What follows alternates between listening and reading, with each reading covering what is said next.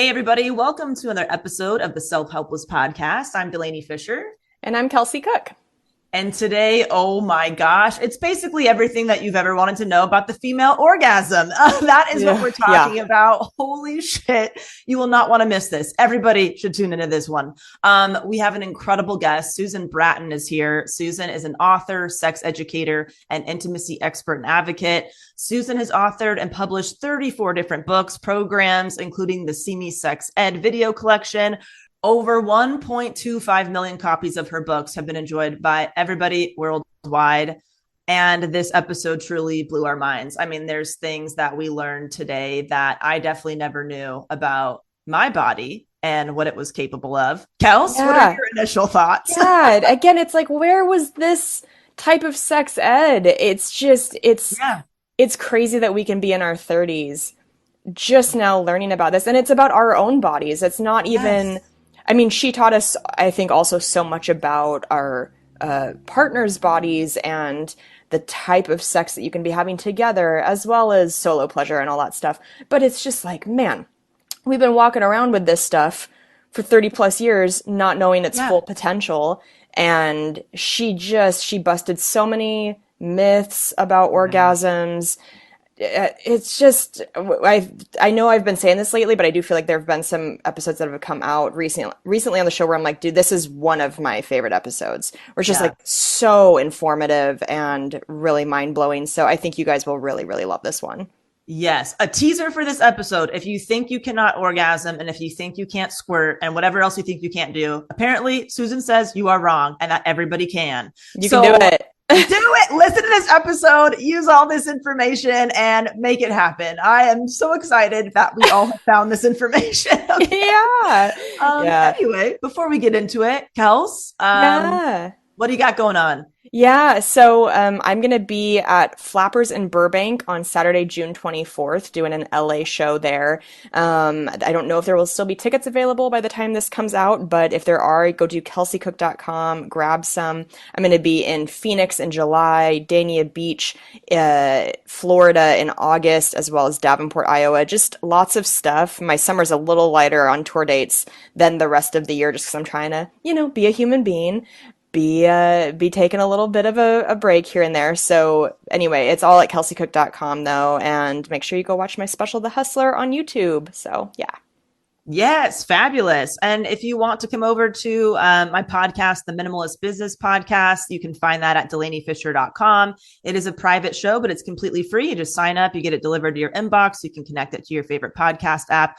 And we basically talk about career pivots and transitions, whether it's growing a business or, asking for promotions or raises, all that stuff, all about building your dream career and whatever is next for you. So I'd love to have you over there. And I think that does it. Fantastic. Okay, guys, enjoy our episode with Susan. We will talk to you in the outro. All right, Susan, thank you so much for being here with us today. It's my pleasure. I am so excited to hang out with the two of you beautiful goddesses today and talk about how to have the hottest sex possible. Yeah. Why wouldn't I love being here? I love it. It's 10 in the morning for me, and I'm going to be talking about coming for the next hour. This is how I want to start every morning of mine. Yes. Appreciate it. There'll be a little solo pleasuring sesh after this one. I do have a break in between my next appointment, so Fantastic. Yes. So I'm sure you get asked this a lot, but I'm curious about this, and I bet our listeners are too. How did you get into this line of work? What was it about orgasms and sex that made you go, I want to be an expert in this and talk about this for a living? I know, it's so funny. I literally talk about sex and have sex 24/7. It's so funny. I don't have that much sex. I mean, I have sex a few times a week, but it's good. It's hot. It's satisfying. It's inventive. It's soul nourishing. It's just, at 61, I'm having the best sex of my life. It's my second career. For the last 2 decades, I've essentially been teaching people how to transform having sex into making love. Wow. I like what I call heart-connected, conscious, passionate lovemaking. So I want it to be really connected, really loving. It can be dirty and loving, right? No problem there. I want it to be conscious. We're communicating. We both feel good. There's no weirdness. There's no shame. We're like gung ho together. Yes. And I want it to be passionate. I want it to just be like super hot and turned on. Like one of the things I recently did. So I have a husband and I also have a couple boyfriends. And okay. I know I'm really in this like massive expansion right now. And I just wanted to have a few like extra lovers. And my husband and I have been together 30 years. We have the best sex of all my sex. But I also we've been open in our relationship for more than half of our relationship. Our daughter knows it's very common. And I just with one of my boyfriends, I was like, I really love making out with him. And I said, can we stand? Like usually we get in the bed and we make out, I kind of like nestle in his arms and we make out. And I said, I really want to stand up and make out. And he goes, oh, that sounds fun. And I said, yeah, because then we can like rub our hands all over each other and you can play with my boobs more easily. And, I can press my body against yours. And he loved it. And so did I. And he has another girlfriend too. She's in our fluid bonded circle. So because he doesn't live in the same town that I do, he also has another girlfriend. She knows about us. We're all good. It's a happy family. Wow. And he said, oh, I did that with my girlfriend and she loved it too. And it's just so much fun to just feel into what sounds good to your body and ask your partner for it and have them be a yes. And it ends up being so much fun. And that's what I really like about the conscious part of sex. And then the love making is, I don't like performative sex. I don't like pornography style sex. Not that I don't have some incredible, crazy sexual experiences, but I really want everything to come from within me. I want all my ideas. I don't want to be I don't want anybody else's agenda for my sex life. I want to make the shit up myself, figure it out, do it and love it. And so I don't want to be influenced by the media for my sex life. Now, here I am on a podcast talking about hot sex, maybe influencing someone else, so I get that there's definitely, I don't know what that would be, some tension around that construct. I do understand that. But I think when you're describing passionate lovemaking, when you're describing what that's like, when you're having it and you're describing it for people, especially not just for women, but for men too, because they really got sucker punched by pornography. They really got disconnected from heart connection. They really have lost the connection from their cock and their heart. And they really need to get that back, that connection going again. And so I like to give people hot and sexy ideas of fun things to do together that I call erotic play dates. So I've been doing that for 20 years as my second career. Wow. Okay. This is incredible. So many more questions now. Scratch all the questions I had. Let's go, Del. You lay them on me, mama. I am ready for you. I am here. Oh, wow. I would just love to know how you've navigated, what is it called, an open marriage for the past, half of your marriage. And just anything that you're willing to share about that, because I am so, intrigued by all of it. Well, it's very difficult. It requires a lot of intellectual capacity, excellent scheduling, and an ability to be very vulnerable, very honest, a willingness to be hurt sometimes, a willingness to feel, left out and ask to be brought back in. There have been amazing, incredible times, and there have been times that have been heartbreaking. But I look at all of that as just, learning, growing. It makes you stronger, all of it. And through thick and thin, I have been in love with my husband. He's been in love with me. We are the stable base. We are the platform upon which all of the other pleasure sits. We are the secure foundation. It's interesting. In sex, there's this idea of, it's kind of like an equation, but it's not a hard one. Don't worry. If you're shitty at math, it's no problem. I'm shitty at math. So it's this plus this equals desire and hot sex. And it's variety, novelty, adventure, that plus safety, security, trust, surrender equals increased desire. And when you're in long-term monogamous relationships, you've got a lot of the trust and the safety, but not enough variety.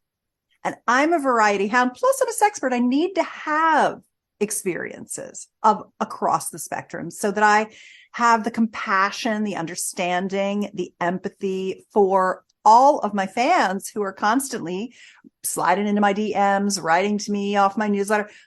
Here's my story. Will this work for me? What would you do? That's what's made me good at what I do, is the millions of people who've asked me questions, watched my videos, etc. So on the open relationship thing, I would say that it's number one is safety, of making sure that anyone that we are intimate with has been fully STI tested. That's like literally the foundation of our open relationship, is we have this thing called a fluid bonded agreement. And then the second piece is that we have fairly long-term relationships with people. I've had partners that I've been with for up to 9 years. And yet sometimes when you are providing a stable foundation and you have a long-term partner, they begin to get like entitled. You take such good care of them, they get entitled, and then they don't pull their weight and they don't stay vigilant in delivering the same amount of like giving and putting into the relationship that they used to. They kind of get real used to it. And that's been a problem.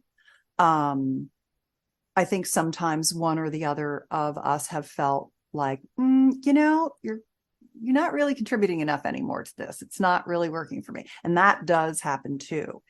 We tend to not have a lot of different partners, although in the last year or two, I've really enjoyed having some partners where we test in for the weekend, right? Because I want to have more diversity of experiences. It makes me better at my job, and it's joyful, and I like the variety. I need that variety and novelty. So I don't know if that answers some of your questions about what open is like. Thank you so much for sharing that. Yeah. What are some of your favorite tips for people who are in a monogamous relationship, planning on keeping it monogamous, but want that variety over long periods of time?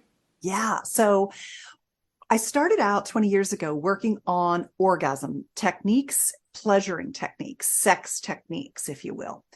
And then I realized that people need bedroom communication skills. That's the conscious part of it. So I started working on, how do you know what you want so you can ask for it? How do you ask for it without worrying that you're going to get rejected? How do you ask for it without making the other, making your lover feel like they're doing something wrong?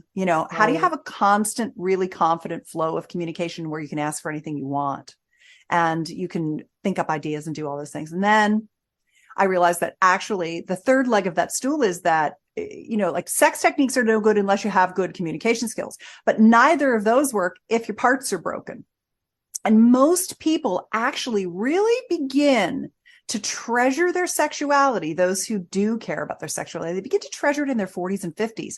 And that's when their bodies start to have some problems. Women have painful sex, men have erectile dysfunction. These things have loss of lubrication, inability to achieve orgasm as quickly as we used to. And so I got into the third leg of the stool, which would be called, sexual wellness, intimate health. I also call it sexual biohacking. Biohacking is taking where you are and making it even better. Like one of the things I've been doing is actually working on making my clitoris bigger, which we can parking lot and come back to if you want to. I'll just finish the concept. I'll just drop a few things out there. And then there's sexual regenerative therapies, which a lot of people, like right in my inbox today, a woman emailed me and she's like, here's what's going on with me. What do you think I should do?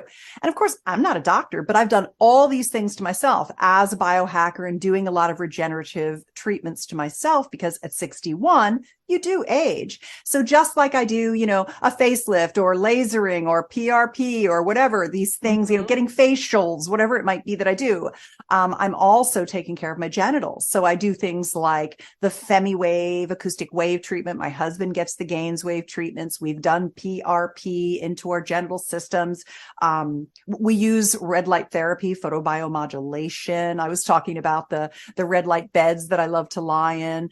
And so I've been able to turn back the clock on aging of my genitals. My genitals look beautiful. They're super responsive. They're highly orgasmic. I love my vulva. It's stunning. It's truly, truly beautiful. And I want women and men, I want people across the gender spectrum to be like, doesn't my penis look unbelievable? Isn't my vulva so beautiful? I mean, you can really, really do things that make it work ever better and look even more beautiful to you. And just, you can begin to love your vulva as this gift that gives you just incredible pleasure.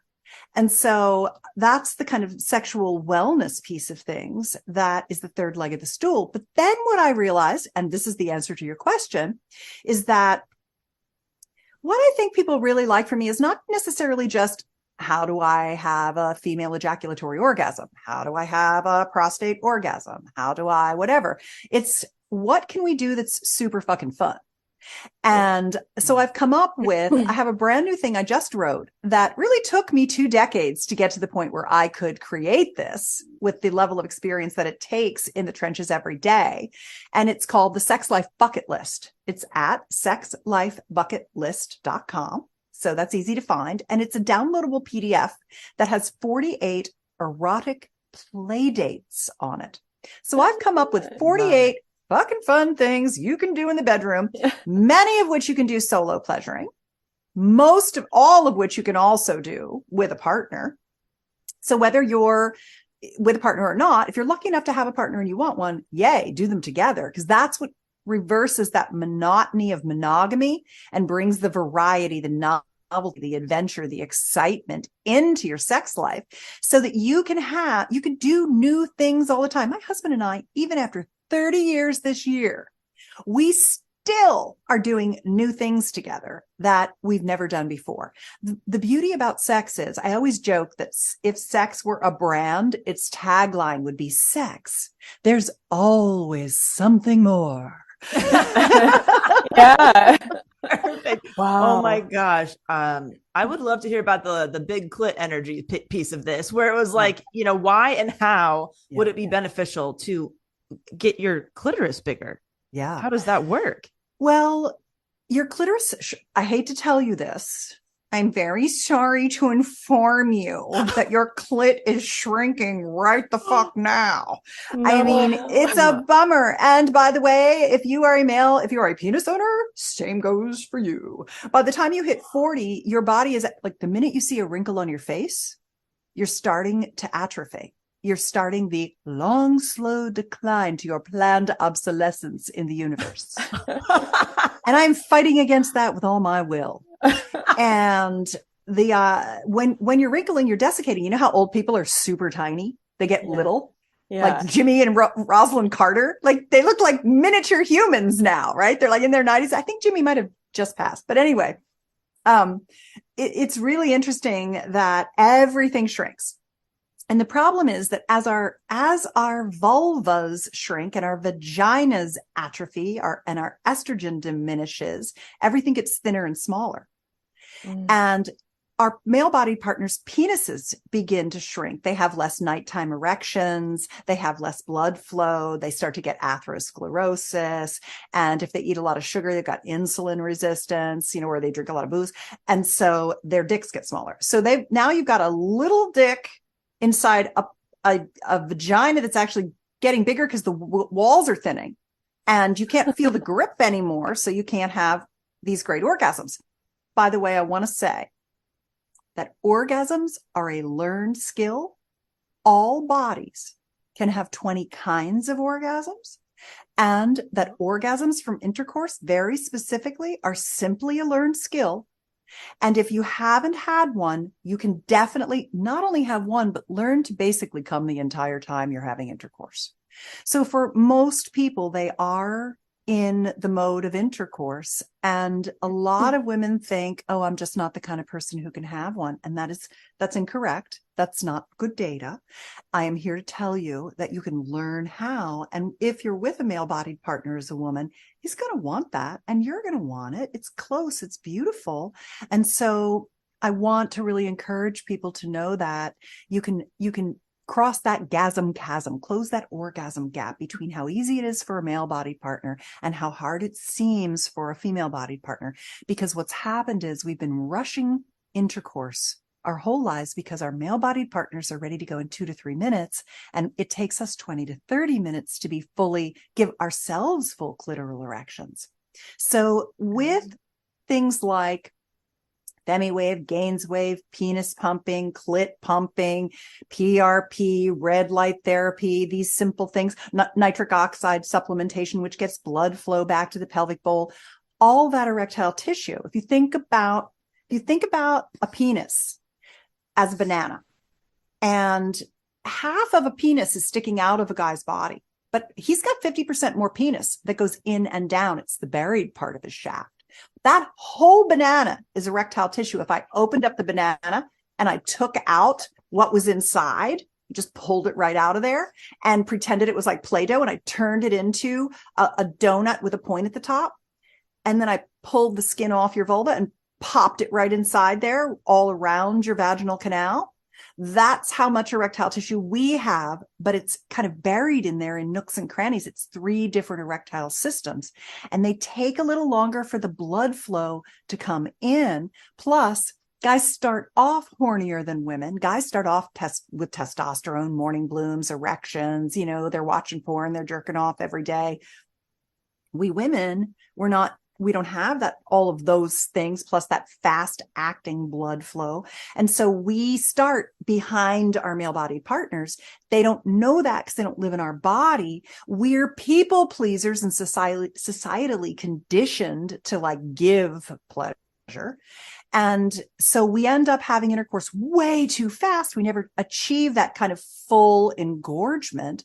And so we don't have literally there, when we're having sex with a not erect, let's call it a clitoris, although it's clitoral, urethral, perineal structures. Let's just call it the erectile system of our own vulva. When we rush that, it's flaccid and small.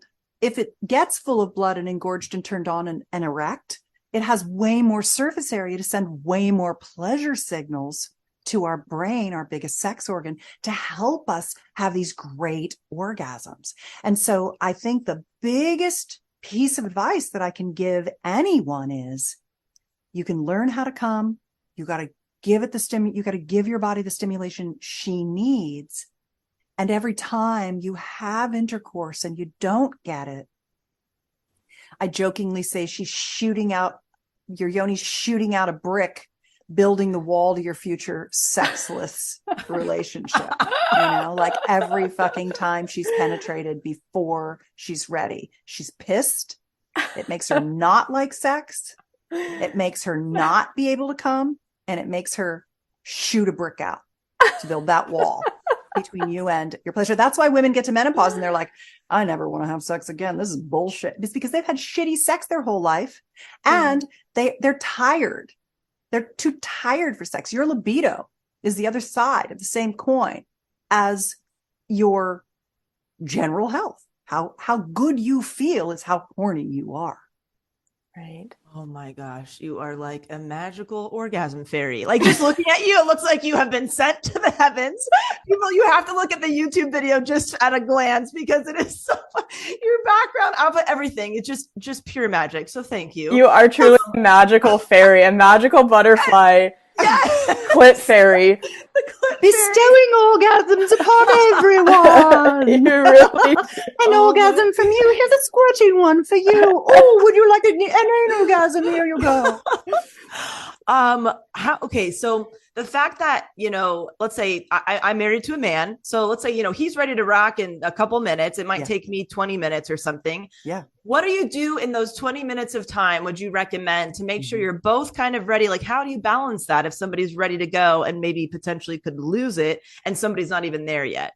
Well, he can gain it back. So Right. men can lose it and gain it back, lose it and gain it back, lose it and gain it back. You don't have to worry about that. Even old dudes can do that. So just because he's got a hard on, big fucking deal. You got a hard on. You do that all day long. You do that all night long. You know what I mean? Like there'll be another train coming. Don't worry. So that's number one is it's not your job to fuck a hard dick. Right? It's not. I hope I can say these things on your show. Yes. Absolutely. Yeah. I figured so. You're very concerned. You're fine. Yeah. I've listened to a few episodes, but they weren't super dirty. So I was like, okay, girls, let's see how we do. So, here's some things I like to do. So I mentioned that I'm in my 60s. And, so for me, my foreplay starts off with my partner rubbing some pain cream into whatever hurts. Because I'm always working out. I'm always hurting myself. I'm always like, oh, I flipped that tire and hurt my, elbow joint, or I went down the Big Sky ski slope and tore my ACL or whatever. I'm always doing something because I'm active. And so we sit and we chittery chat. I need chittery chat. I can't just be like, let's jump in bed and fuck. I just can't. Even though I'm horny and I want to, I'm not there yet. And so a lot of times it's like massage and things like that. Then I like making out. I like my partner to play with my breasts and nipples and give me some nipple-gasms and give me some mouth-gasms from kissing. I like to stroke his cock while we're making out and he's playing with my boobs and kissing me. I like to have yoni massages. So you guys know what the word yoni is? I've heard it. You heard it. It's your pussy. Yoni, yoni. It's a tantric love. It's Sanskrit for those of you who care. And it's a tantric love-making word for the female genital system. The dick is the lingam. So it's a yoni and the lingam. Got it. And I like it because it's like, my little yoni. It sounds like... It also sounds reverential and it sounds better than vulva. And we can't use vagina anymore because that's patriarchal. That's just the pocket inside us. It's not all the parts we need stimulated in addition to the vagina. Mm-hmm. And the vagina is not an inside out dick that just wants, That's a part of what we want. But we need to think about our vagina as a pocket. And all of the internal parts of us inside, all in that pocket, love to be stimulated. We don't want the friction in and out of the hole. We want the penis to be like a heart tongue. We want it to lick us with love in there. So I like to get a yoni massage always as a part of my foreplay. And I like it to be like, lay down, butterfly my legs. My partner sits there. He gets a lot of warm coconut oil on his hands. He puts his hands on my body and he grounds me. I like him to tell me or her to tell me 3 things they love about me. I always want to hear more adoration to kind of get me feeling desired by my partner. Mm-hmm. And I want my belly rub to relax me, my thighs and groin. And then I want the mons, the outer labia, all of that way before any clitoral shaft or tip or inner labia are touched. Basically, I tell men especially to use the bullseye touch technique to work from the outside in. We don't need any more fucking pussy grabbers in this universe. They should all be banished to Mars. They should get on the dick machine with Elon and go to fucking Mars. Kick them all off the planet. Pussy grabbers, be gone. You are no longer welcome by the Yoni tribe. Right? Agreed. Yes. Jesus. Agreed. But remember, the guys do that because they just want you to touch their dick right away. Guys are all like, touch my dick, touch my dick, touch my dick, touch my dick, touch my dick, touch my dick right away. They need that. And so that's why kissing when you're stroking his cock while he's playing with your boobs and making out with you, it calms him down and slows him down because he's a racehorse. He's all like, That's how he wakes up every morning, like, fuck. That's testosterone. Where women are all like, I don't know. Do you think I'm cute? I'm not sure. I got a lot on my mind. I don't know. That's how we are. And so guys need to turn around to come back and get us. And they need to do the bullseye touch and work their way from the outside in, stroke our hair, hold us, play with our breasts, kiss our neck, kiss our cheek, kiss our eyelids, grab our buns, Mm-hmm. So yoni massage really gets me going, gives me my first, 20, 30 orgasms from that. And then I might want to do oral pleasuring. I might want to do 69. Might want to get my pussy eaten. I might want to use a vibrator. I might want to ride his cock. I might want him to fuck me doggy style. I might want to go back to doing some more oral. I might want to have another vibrator break and give myself a couple more orgasms while he's playing with my boobs. I might want to laugh, take a break, get some kefir or some kombucha, change the playlist, grab some more fresh towel. I like it to be just listen to my yoni, my little yoni. What does yoni want? We're both a slave to her. She's in charge. When you give yoni the reins, then you start having really good sex. When you allow yourself to never fake it, not even moan till the moans come out, then your true turn on. When you give yourself permission to just take your fucking time and ask for what you need, then things get super hot and sexy because you actually get to your full arousal capacity. Yeah.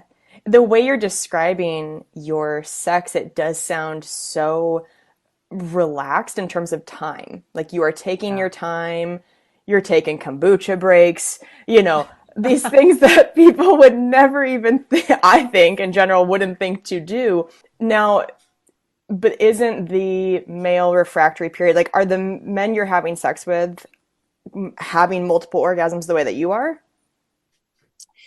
Men can have full body orgasms once they realize that they can disconnect their ejaculation from their orgasm. They're two separate systems. It's the same reason why we could squirt. We can have female ejaculatory experiences that we're like, wow, like a whole bunch of water just came out of my yoni, but the orgasm was like a minute before that. How is that? It's because they're actually two separate systems. So a lot of men, one of the programs that I have with Jim Benson, who's a wonderful men's tantra trainer, is called Multi-Orgasmic Lover for Men.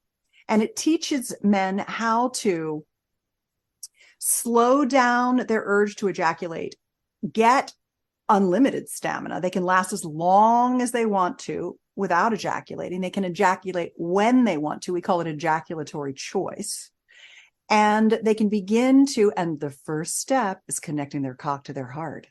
They can begin to feel those orgasms that they would have felt by ejaculating just by running that energy up into their body instead of out their dick. So for your listeners who are like, how do I learn that?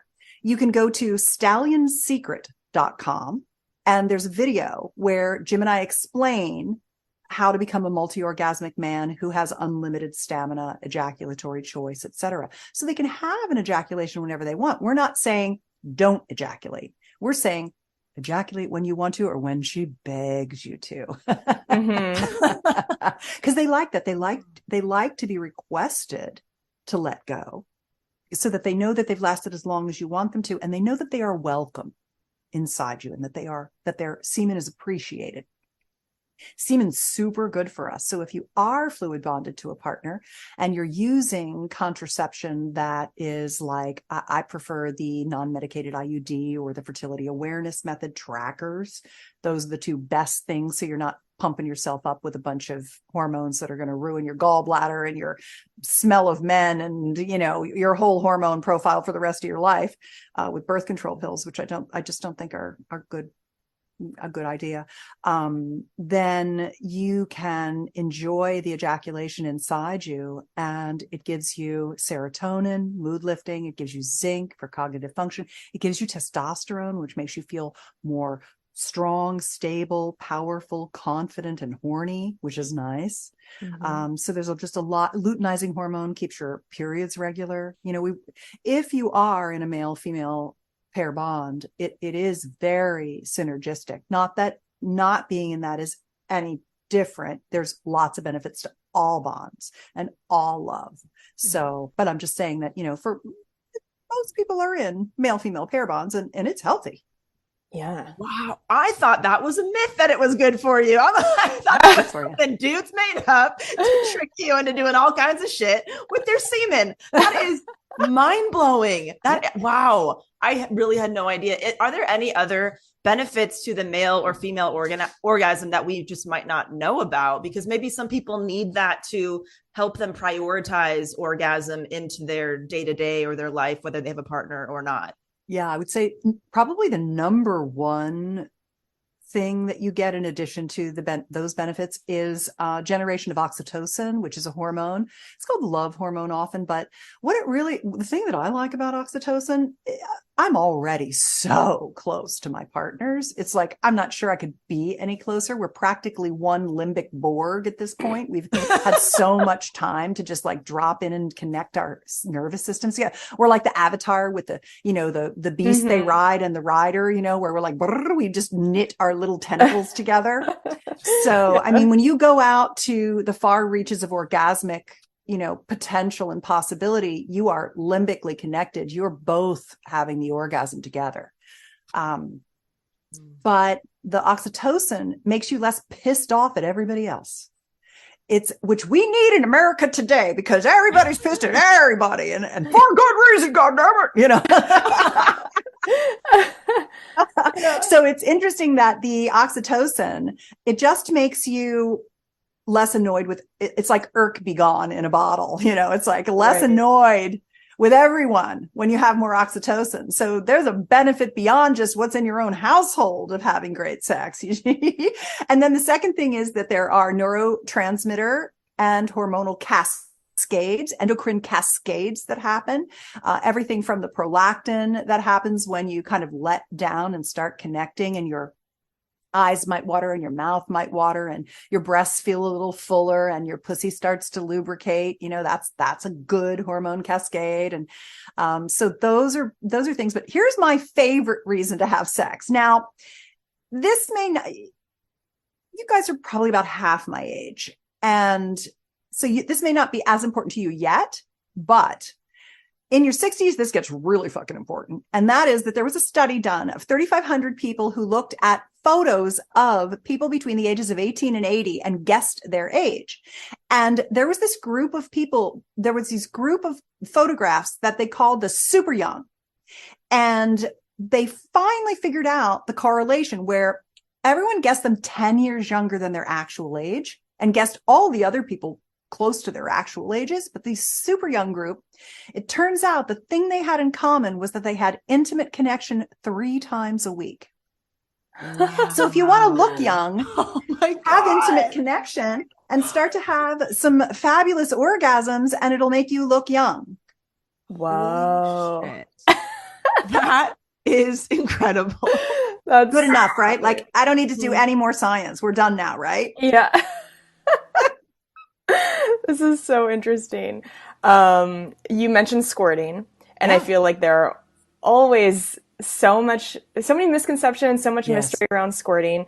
Yeah. So is everybody capable of squirting? And if so, what is that fluid? Because some people are like, oh, it's pee. Some people say it's a combination of pee and a different type of fluid. Mm-hmm. I've heard that some people just genetically don't even have that certain part that can make you squirt. It's just a lot of confusion out here. It's so funny how much confusion there is around that.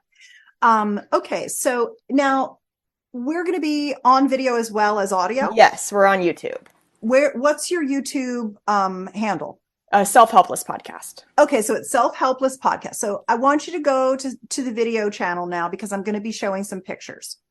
I love it. This is the sex ed that we wanted to have. This is squirting sex ed 201, kids. Sit the hell down and listen up now. I'm going to tell you the real things. So this is a vulva. And I'd love to tell you all the parts of it. But the thing I want to say about the vulva is, don't just touch the clit and stick your dick in. Touch the whole thing. Activate all of the pussy, because that's how you finally get these fantastic orgasms. So allow yourself to learn how to stay in the sensation of all the pleasure that you're creating from all that touch. Now I'm going to peel away the skin, and here's what's underneath. Remember when I showed you the banana earlier and I said, take the banana out of the banana skin. That's your dick. That's the erectile tissue. And then make it into a circle that comes to a point. This is the banana. This is all of the erectile tissue that comes to a point. Mm-hmm. And essentially that little red tube is the vaginal pocket. Mm-hmm. And I don't like to call it a canal because it's not an inside out penis. It is more like a pocket. And I'm thinking about even changing this image so it doesn't look so much like a tube, because I think it's a misnomer. It's really just like a little cave in there, a little squishy muscle in there. And this is the clitoral structure. This is the urethral structure. And this is the perineal structure. And those three spongy tissues are the banana's amount of erectile tissue that we have, same size as our guys' dicks, in our pussies. And this is the clitoral tip, the glans. It has 10,000 nerve endings. This is the shaft, which gets a boner. These are the arms or crura. They actually go back and in a little bit. And these are the vestibular bulbs or legs of the clitoris. And those are underneath each side of the outer labia, underneath your pubic hair on each side of the opening to your vulva. And the opening is called the vestibule. So when you open the little pussy lips, the little inner labia, that's the vestibule. And then this is where your pee comes out. Mm-hmm. It's called the urethral exit, and it's covered in a sponge like a pool noodle. You know, those noodles you whack each other in the pool with, and your kids do, and they drive you crazy, and you want to whack them back. And so that's the urethral sponge. That's not the G spot. It's called a G spot. It's not a spot. It's a long tube. I'm going to show you another picture of it in a minute. I'm going to blow it up. And then down here's the perineal sponge. So here's your vaginal opening in the pocket, and it's completely surrounded by tissue that is flaccid until you're aroused and then plumps up when you have good blood flow. When the blood comes into your pelvic bowl, when you start to get turned on, kissing, play with your nipples, gets it started. And then all the blood starts coming down into your pelvic bowl. The blood plasma seeps through your vaginal mucosal lining, the skin of your vagina, and wets it, because it's a muscle, not a gland. It doesn't self-lubricate. So it needs the blood flow. It needs the turn on. It needs the relaxation. All arousal begins in relaxation. You have to let it flow, and to let it flow, you have to be relaxed. And so that lubricates. And then it also seeps down into this little chamber, which is also where the pee comes out. And it comes down through the Skene's glands. Here's a blow up of the urethral, or this is the G spot. It's not a spot. It's a giant tube. And the G spot, if you will, or the urethral sponge, has these Skene's glands. The blood plasma seeps into these glands. You have a contraction, and then fluid comes out. Sometimes just a little wetness. Sometimes a little spring bubbling up from the earth, sometimes an actual little squirt, and sometimes you're like, shit, that was a liter of fluid that just came out of me. You can build up more fluid as you learn to let go and allow this to happen. And as you're more relaxed, more turned on, and you get the stimulation that you need, you and all women can ejaculate. We all are capable of it. And I want to make two more analogies for you. The first one is that men both urinate and ejaculate out of their penis, correct? Mm-hmm. Well, they're not pissing inside us. They're ejaculating. We ejaculate and we urinate out of our urethral canal. Ours just goes inside our body and exits at the end. Theirs goes down the length of their penis and exits. It's the same exact part. Works the same exact way. We both have a little muscle that controls whether we're peeing or we're ejaculating. After I ejaculate a whole bunch, which I learned how to do at 42, I just literally learned how to do it. And then I was like, I need to teach everybody how to do this. So I worked with Tallulah Sulis, and she'd be great to have on your show. She is a squirtologist, and she wrote my program, Female Liquid Orgasm. And there's some free gifts on that page, femaleliquidorgasm.com. And so it teaches you all the different techniques that you need to ejaculate. And when you ejaculate a whole bunch, interestingly enough, afterward, you also pee like a racehorse. So there's all this pee left inside you that's been held in your bladder as your body is kind of moving all that fluid down into your pelvic bowl. You're peeing after you ejaculate. You haven't peed at all. And also, if you're the person with the genetic SNP that says, my pee stinks when I have asparagus, your ejaculate doesn't smell like asparagus. But later, if you peed, it would smell like asparagus. So these are a number of things that can give you some comfort that learning how to ejaculate is natural. All women can do it. It's not urine, and it feels so good. There's just something about, talk about big clit energy. When you are like squirting all over the bed with yourself or a partner, you can do it to yourself. And in Female Liquid Orgasm, we show you different techniques to do it to yourself. I love sometimes to just give myself the pleasure of letting go of my feminine waters, my divine nectar. And sometimes I love to do it with partners. And I've often found that it will sneak up and surprise me. Like, I can work on squirting. I can make myself squirt. I can get to that point with the stimulation that I need. But sometimes I just want to, and other times it just happens. And my partners are like, wow, you must have just been so turned on. That was when that came out of you and ran down my body, it was so sexy. So people generally really enjoy it once they get comfortable with it and understand that it's just a natural part of our sexuality. Okay, so I have so many questions. Me too. I can come back. You can say, Rome wasn't built in a day, but I definitely am happy to return anytime. Oh my God. We've got another about 10 minutes. Yes. If that's okay with you. Sure. I'm here for you. Yeah. 100%. So you're saying that the squirting is coming through your urethra. Yeah.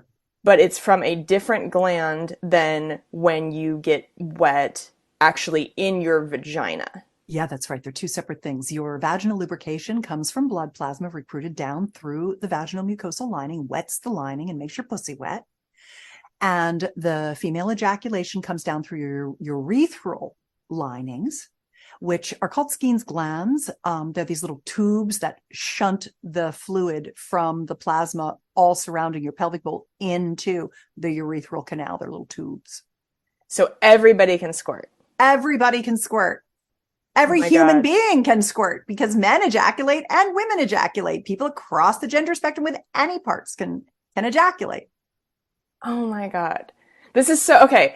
So what are some things, I'm such a competitive person because now I'm like, well, I want to learn how to squirt. I want you to learn how to squirt. So what are things that you can do to specifically trigger that area to be able to squirt? Yeah, mostly. So I have a toy guide. It's at gspotjoy.com. And it comes with a video that I did that's explicit. You can choose to view it or not. That shows you how to use G-spot tools, wands and toys and vibrators. Because the manufacturers don't make explicit videos to show you how to use their shit. So I basically created that for people to just have. I can't put it on YouTube. I can't, I can't put it anywhere. Right. So, and I don't put things on pornography because I feel like I'm an anti-porn person. I'm for passionate lovemaking, not performative stuff that guys want to jerk off to. Right. And so, and I know there's some female porn and all that stuff. I understand, but I'm just, really focused on sexy sex ed. As a matter of fact, one of my most popular products is something called the Steamy Sex Ed Video Collection. I'll give it to you guys. I'll give you everything I have. I'll give you all the things I'm mentioning, of course. Sure. Yeah. And what it is 8 videos that show over 200 lovemaking, pleasuring techniques. They start with genital massage for him and her. then sexual genital massage. So the warm up, and then the how to touch for orgasm, sex positions, as well as oral pleasuring for him and oral pleasuring for her. And I think when you watch that, you're like, Jesus, how could I have never thought of these things? Like, I've been fucking for like a decade and I've never done 90% of these things. There's a lot of really good techniques you can learn, which is nice. So for how you learn to ejaculate, there's a couple of basics. The first is that you have to be relaxed and with a trusted partner so that you can let go. It's easier to learn how to do it. It's honestly easier to learn how to do it with a partner, because it's like scratching your back. You can scratch your own back, but it just doesn't feel as good. It's so much better if someone rubs your foot or scratches your back for you, or rubs your clit and your G-spot for you. Yeah. So the G-spot is inside the vagina, right at the entrance, just like the prostate is pretty much right at the entrance to the anus. And it likes more pressure than it likes stimulation, friction. It doesn't like that friction. But it's a moving target because you're running on a 28-day cycle with the moon, and your vulva is constantly changing. You know, just like your vagina is different every day. Sometimes it's got very little fluid. Sometimes it's got a lot of fluid. Sometimes the fluid is yellowier and pastier. Sometimes it's whiter. You know how it's always changing? Mm-hmm. Well, all the parts in your vulva are always changing too. So where the quote unquote spot is different all the time.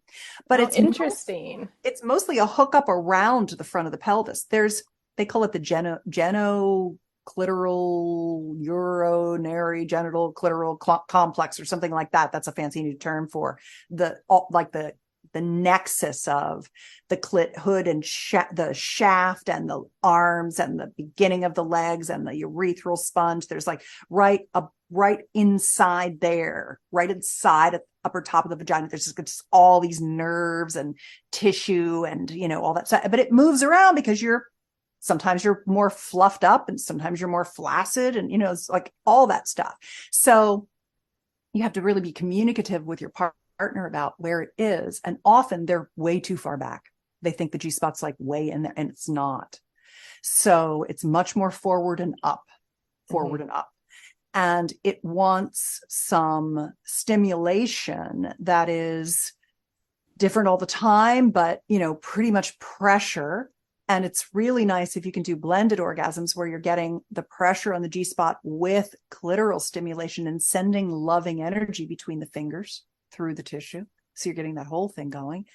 Adding nipple stimulation is incredible as well. Putting a vibrator on your clit while you're getting your G-spot stimulated is really nice. I mean, there's just a lot of approaches to doing it. Mm-hmm. And I recommend trying them all. Yeah.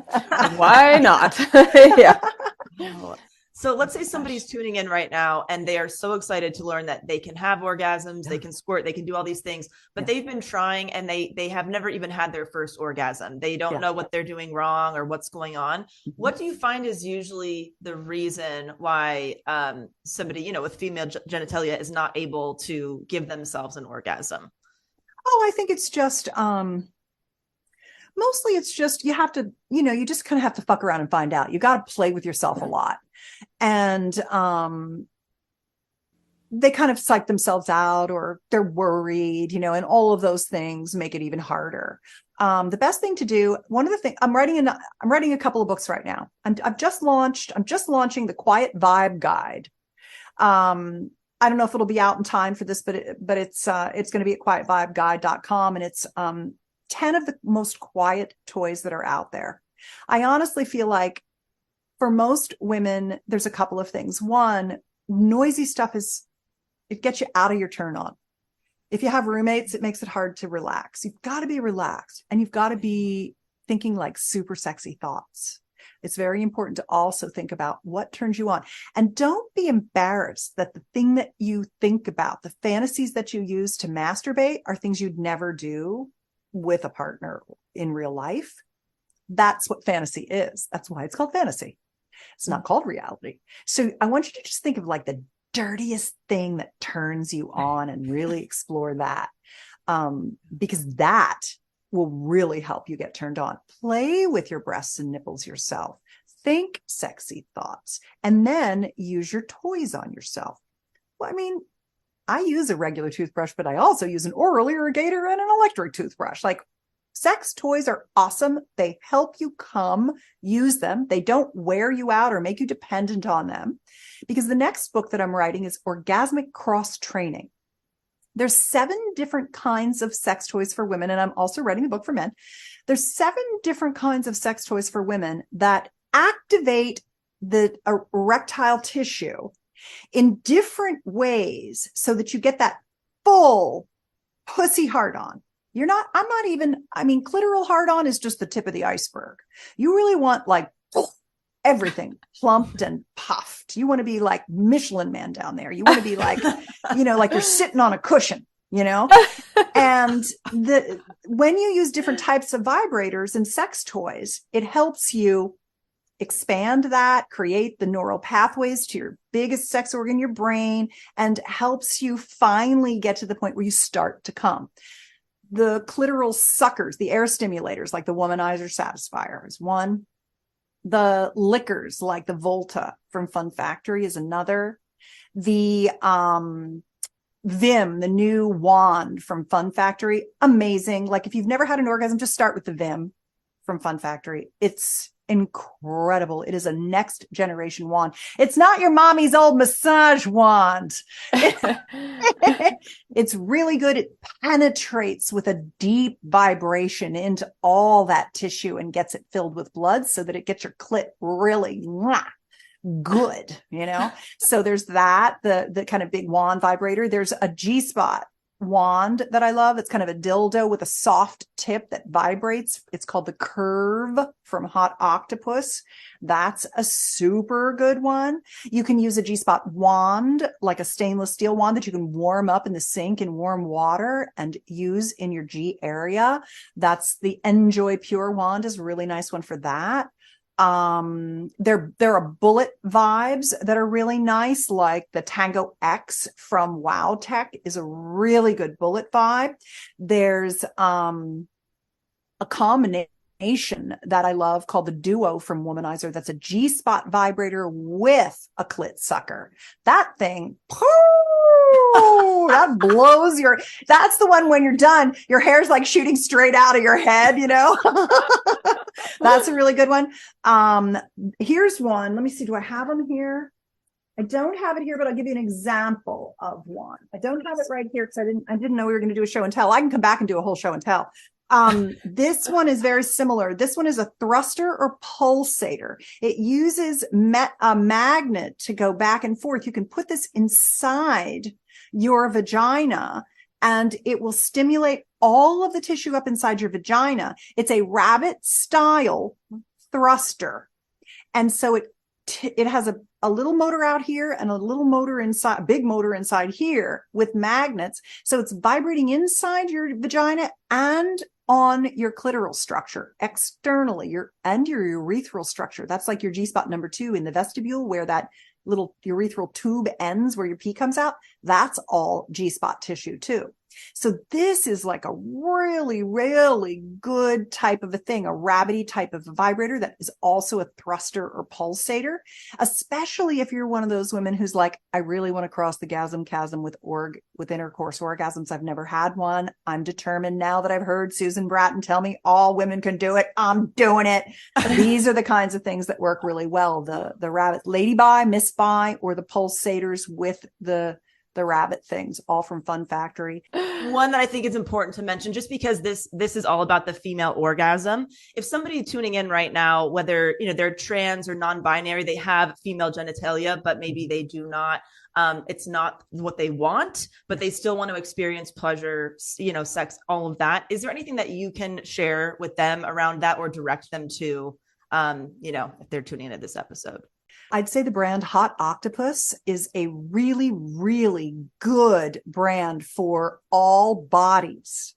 They're very trans folk supportive, and they have a wide variety of devices that work on across the genital spectrum. So that's the brand that I would recommend for self-pleasuring, as well as incorporating all of these toys. Remember when I was talking about my sex date and I was like, and then I give myself a few orgasms with this thing, and then I give myself a few orgasms.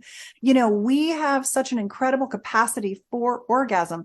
And even if our male-bodied partners are still in the, well, I just have my one and done and I'm working on becoming a multi-orgasmic man, but honey, I want you to have as many orgasms as you can in whatever ways you can, and I will just support and assist. Sometimes I just lay back against my partner and they play with my boobs while I put my vibrator on my yoni, various ones, and have some orgasms. And then I have some energy to do some more things with them. So I really want to encourage people to use the toys. They are tools that help with your expanding your orgasmic capacity in solo pleasure and partnered play.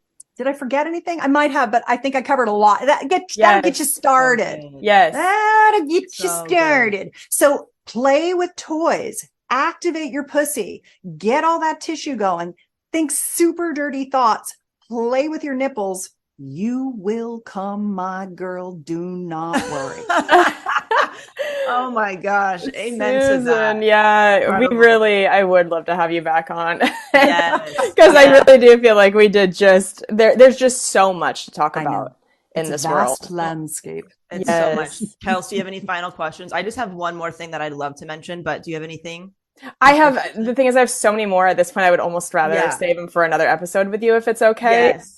Otherwise, it'll be too long. But I have so many other questions. Please plug anything that you would like for people to be able to find your resources, to purchase your book, anything like that.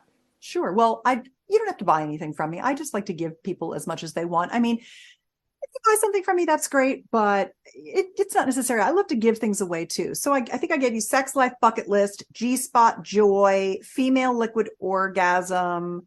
If you get any of those things, if you go into any of those and you opt in with your email address, you'll get on my sex tips newsletter. That way you can reply to any email. And if you have a question for me, you can email me and I'll answer it. This is what made me good, was you asking me your questions. So, there's that. And then you can also slide into my DMs at Susan Bratton. And you can also slide into my DMs on OnlyFans at Susan Bratton's, onlyfans.com/Susan Bratton. Those are great places to get a hold of me. I kind of answer them all. I'm like wherever you are. Yeah. So happy to help point you in the direction. Chances are, if you have a question, I have an answer and I can point you right to it because I've written thousands and thousands of articles, which are cataloged at personallifemedia.com.